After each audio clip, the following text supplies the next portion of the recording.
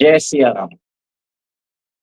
देखिए दोस्तों, आपको मालूम है कि प्रधानमंत्री मोदी ने कुछ दिन पहले American YouTube channel Lex Fridman के चैनल को इंटरव्यू दिया था। उस इंटरव्यू का दुनिया भर में बहुत प्रतिक्रिया हुई है। आपको ये जान के आश्चर्य होगा कि इस इंटरव्यू को अमेरिकन राष्ट्रपति डोनाल्ड ट्रंप ने अपने social media platform truth social पे शेयर किया और उसके बाद भारत के प्रधानमंत्री ने उनका जो ट्रूथ सोशल प्लेटफॉर्म है, उसको जॉइन कर लिया। देखिए, truth social is a platform owned by Trump और जब प्रधानमंत्री मोदी जॉइन करते हैं, तो आप समझ जाइए कि उनका जो पॉपुलैरिटी है और उनके जो चाहने वाले हैं, वो अभी ट्रूथ सोशल भी जॉइन करेंगे और वर्ल्ड के जो 2 मोस्ट पॉपुलर लीडर्स हैं, one is Donald Trump and another is a, Narendra Modi. अगर वहाँ पे उनकी अगर ट्रूथ सोशल पे कम्युनिकेशन चालू हो जाता है, वहाँ से रिले होता है, तो बहुत बड़ा महत्व बन जाता है उसका। देखिए, आपको सेकंड चीज़ देखना चाहिए, आश्चर्य की बात है कि चाइना जो हमारा दुश्मन है, आपने जाना है कि चाइना भी बोल रहा है कि अभी उसने भी अपने सुर और तेवर बदल दिया है। वो तो बोल रहा है कि एलिफेंट और dragon should do a tango मतलब हम लोग एक तरह से दोस्ती की बात करनी चाहिए। We should talk of peace. We should in this century belongs to Asia. मतलब एक तरह से आप देखिए चाइना कभी भी जब ट्रम्प आता है, उसके सुर बदल जाते हैं। वो भारत से दोस्ती की बात करता है और आपने देखा कि जैसे ही ट्रम्प ने टैरिफ लगाए, कुछ दिन पहले ग्लोबल टाइम्स में एक तरह से एक आर्टिकल आया था और आज चाइना के फॉरेन मिनिस्टर ने भी ये बात कह दी है वी अप्रिशिएट द इंटरव्यू क्योंकि प्रधानमंत्री मोदी ने भी देख लिया है कि चाइना के साथ दोस्ती रख के, बातचीत रख के रिज़ॉल्व करने से ही फ़ायदा है। तो उन्होंने एक तरह से कोई प्रोवोकेटिव स्टेटमेंट्स नहीं दिया। उन्होंने सिर्फ़ ये बोला है कि we should talk, we should resolve the issue. देखिए, आपको समझना पड़ेगा चाइना के साथ हमारे ट्रेड डिस्प्यूट ज़रूर है, बॉर्डर डिस्प्यूट ज़रूर है, पर ट्रेड हमारा सबसे ज़्यादा चाइना के साथ।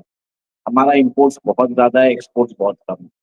ट्रेड डेफिसिट आप समझ लीजिए कि $100 बिलियन के आसपास है। That is a considerable thing और चाइना का आज जो सप्लाइज़ है, जो भारत के जो मैन्युफैक्चरिंग होता है, उसकी जो भी रॉ मटेरियल्स है, वो चाइना से आता है।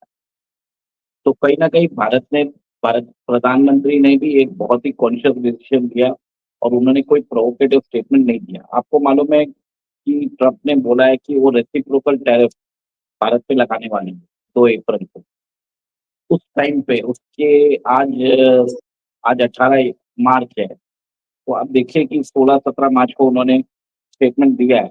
इसका मतलब ये है कि ट्रम्प को अ, बहुत ही सीधे तरीके से समझा दिया है कि भारत और चीन के बीच में व्यापार संबंध बन सकते हैं। अगर आपने टैरिफ लगाया, तो हमारे पास कोई ऑप्शन नहीं रहेगा कि हमको चाइना से दोस्ती करनी पड़ेगी, हमको उनके कोऑपरेशन करना पड़ेगा, क्योंकि हमारी इकोनॉमी को चाइना का सपोर्ट की ज़रूरत है। तो वो टैरिफ के हिसाब से भी एक तरह से ट्रम्प को भी एक दूसरा मैसेज भेज दिया है कि आप जो हमारे को टैरिफ अब्यूज़र बोलते हो, जिस हिसाब से आपने जो लैंग्वेज कुछ दिन पहले यूज़ की है कि मैंने इंडिया को एक्सपोज़ किया है, उस भाषा में शालीनता लाने के लिए। और एक चीज़ है कि अ, भारतीय प्रधानमंत्री की इंटरव्यू की निंदा जो की गई, सबसे ज़्यादा पाकिस्तान में की गई। भारतीय प्रधानमंत्री ने तो डायरेक्टली बोल ही दिया कि वो 2015 में लाहौर जाके मिले भी थे नवाज़ शरीफ से और उन्होंने पाकिस्तान प्रधानमंत्री को अपने इनॉग्रेशन में भी बुलाया था। तो एक तरह से वो बोल रहे थे कि हमने तो पीस ट्रीटी करनी चाहिए बट हमें हमेशा ही धोखा मिला। तो आपने ये देखा है कि उन्होंने उसके बाद बताया कि भारत ही नहीं अमेरिका के अंदर भी जो टेररिज़्म जो अमेरिका ने झेला है, का कहीं न कहीं लिंक पाकिस्तान में ही है। उन्होंने आपको मालूम है ओसामा बिन लादेन पाकिस्तान में छुपा था और उन्होंने ये भी बोला कि पाकिस्तान अमेरिका से पैसे भी दे रहा था, उनकी इंटेल को शेयर कर रहा था उग्रवादियों से, टेररिस्ट से और ओसामा को भी सेफ कवर दे रहा। तो कहीं न कहीं उनका जो पॉडकास्ट है वो अमेरिकन जनता देख रही है, तो पाकिस्तान ने इसको मिसलीडिंग बता दिया। उन्होंने ये बोल दिया है कि इसमें बहुत सारे फैक्ट्स ही नहीं है।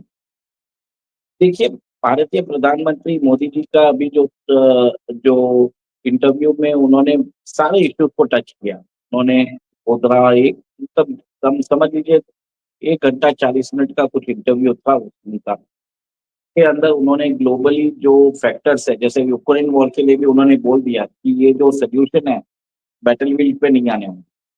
इसका सिर्फ़ डायलॉग से हो सकता है। और आपको मालूम है कि कल पुतिन और ट्रम्प के बीच में टेलीफोनिक कॉल होने वाले हैं। उससे कुछ ब्रेक थ्रू की भी उम्मीद है। तो एक तरह से भारतीय प्रधानमंत्री Modi ji is emerging as a global peace maker. आपको याद है कुछ दिन पहले पुतिन ने भी थैंक किया था मोदी जी को, कि उनके एफर्ट जो ले रहे हैं कि यूक्रेन वॉर और रशिया के बीच में यूक्रेन और रशिया के बीच में जो वॉर चल रहा है, उसमें पीस हो जाए। तो देखिए उनको एंडोर्समेंट मिल चुका है अमेरिकन राष्ट्रपति डोनाल्ड ट्रम्प से, चाइनीज़ राष्ट्रपति शी जिनपिंग से, पुतिन रशियन प्रेसिडेंट पुतिन से और आपको मालूम है कि कैसे ईयू की जो अ, प्रेसिडेंट है उर्सुला वॉन डर लेyen वो भारत आई है और अभी भारत के साथ रिश्ते रिपेयर करने के लिए तुलसी गबार्ड आ चुकी है और भारत ने आज उनको ओपनली बोल रहा दिया है कि आप सिख फॉर जस्टिस को एक टेररिस्ट ऑर्गेनाइजेशन डिक्लेयर करिए, पन्नू को डिपोर्ट करके भारत भेजिए। उन्होंने कंसर्न व्यक्त कर दिया और आपको मालूम है कि जेडी वेंस भी आने वाले हैं। तो एक तरह से मोदी जी का जो रोल है, उनकी जो टॉवरिंग पर्सनैलिटी है, विश्व अभी उसको मानने लग गया।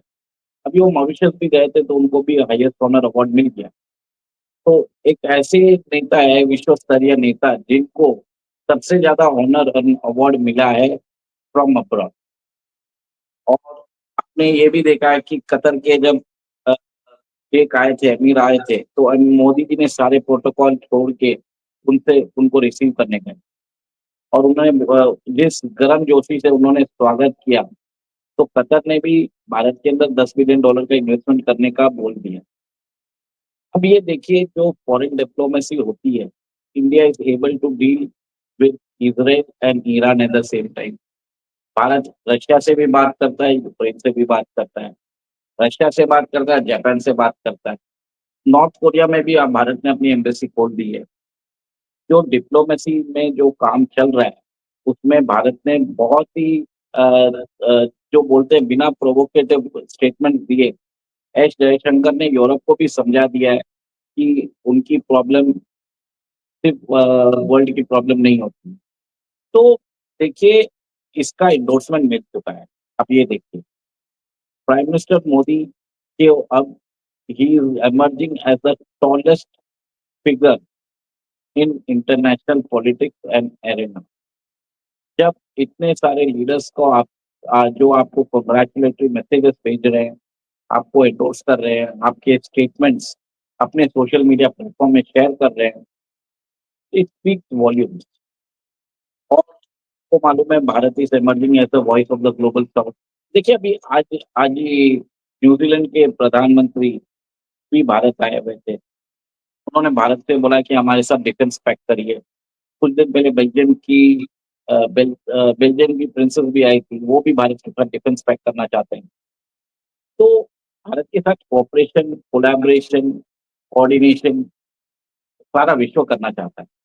इसका मतलब क्या है? भारत का the rise of India as a global power और उसमें एंडोर्समेंट है कि 3 बड़े पावर्स ने ऑलरेडी अ, भारत के प्रधानमंत्री को कांग्रेचुलेट किया, एप्रिशिएट किया for the effort. The intent is right. जो बोलते हैं ना कि लोगों को लगता है कि आदमी ने कुछ ट्राई करा है, भले ही उसका रिज़ल्ट हो या ना हो, the trust factor, the credibility that matters.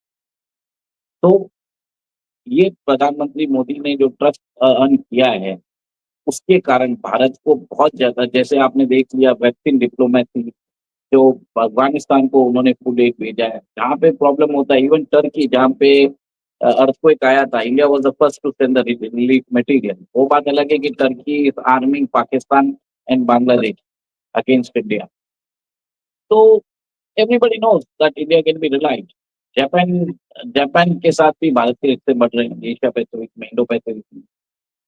तो आपको ये समझना पड़ेगा, Modi has emerged as the most trusted leader. ये टाइम एंड अगेन हो चुका है, पर इस बार ये देखिए कि अमेरिकन राष्ट्रपति, चीनी राष्ट्रपति और रशियन राष्ट्रपति तीनों ने एंडोर्समेंट कर दिया। उससे बड़ी कोई बात नहीं हो सकती। और let's appreciate our prime minister. हम क्रिटिसाइज़ भी करता हूँ मैं बहुत बार, बट जब काम अच्छा होता है, I would like to appreciate the work as well. हमारा काम ही यही है कि डोमेस्टिक पॉलिटिक्स में we should start asking the right questions, and जब इंटरनेशनली जो देश के लिए करते हैं, we should support him as well. इसका ये मतलब नहीं है कि मैं कभी क्रिटिसाइज़ नहीं करूँगा पॉलिसीज़ की, मेरी पॉलिसीज़ रहेगी। I will start asking the question, मुझे नहीं समझ में आया, definitely I and I request everyone, मैं सबसे यही चाहता हूँ कि आप क्वेश्चन्स पूछिए। जब तक आप टफ क्वेश्चन्स नहीं पूछेंगे, देश के राजनेता आपको रिस्पॉन्ड नहीं करेंगे। सिर्फ मोदी जी से मत पूछिए, आपके स्टेट चीफ मिनिस्टर, आपके एमपी से, एमएलए से, कॉर्पोरेटर से, सबसे पूछिए ना, मिनिस्टर्स से पूछिए, एंगेजमेंट करिए, ज़रूरी है। में और जहाँ पे अगर भारत की बात आए और अपने प्रधानमंत्री का सपोर्ट करने की बात आए, please support your prime minister as well. He is representing the our nation. बस इतना ही बोलूँगा सर। जय सिया राम।